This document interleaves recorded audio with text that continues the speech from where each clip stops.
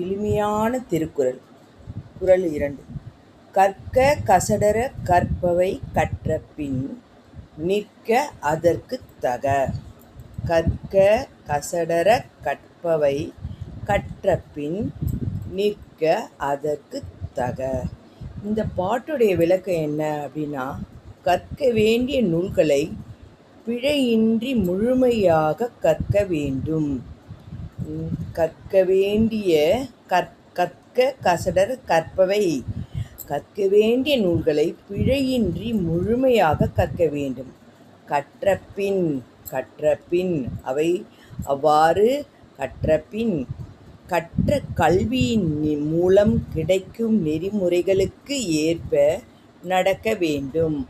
கற்றபின் நிற்க அதற்குத் தக. கற்றபின் கற்ற கல்வியின் மூலம், நாம் கற்றுக்கொண்ட பாடத்தின் மூலம் கிடைக்கும் நெறிமுறைகளுக்கு ஏற்ப நடக்க வேண்டும். இதான் இந்த பாட்டுடைய விளக்கம். கற்க கசடர கற்பவை கற்றபின் நிற்க அதற்குத் தக.